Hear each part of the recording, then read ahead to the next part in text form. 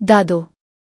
پاکستان پیرا medical staff ایسوسی ایشن کار 41 unit اسپتال دادو کی جانب سے پریس کلب دادو کے نومنتخب عہدیداران کے اعزاز میں استقبالیہ تقریب کا انعقاد کیا گیا۔ اس موقع پر نومنتخب عہدیداران پر پھولوں کی پتیاں نچھاور کر کے شاندار استقبال کیا گیا۔ تقریب میں پاکستان پیرا میڈیکل سٹاف ایسوسی ایشن دادو نے پریس کلب دادو کے نومنتخب صدر نظام شیخ، نائب صدر سرور جلال سولنگی، جنرل سیکریٹری گل خان بھنڈ، جوائنٹ سیکریٹری رضوان منگی، خزانچی ریاض ناریجو، آڈیٹر سخی سردار چرن اور ورکنگ کمیٹی کے عہدیداران کو خوش آمدید کہا۔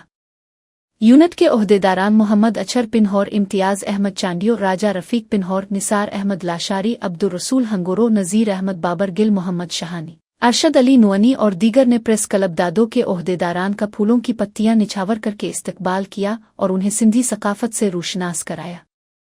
تقریب میں ڈاکٹر عبدالعزیز مزنانی، additional medical superintendent doctor Ehsan Ali Panhwar, RMO Arif Hussain لغاری، senior pharmacist Salahuddin Memon, pharmacist محمد حسن خشک، APC ہیلتھ ونگ دادو کے صدر ایاز احمد لاشاری اور سینئر میل سٹاف نرس نے بطور مہمان خصوصی شرکت کی۔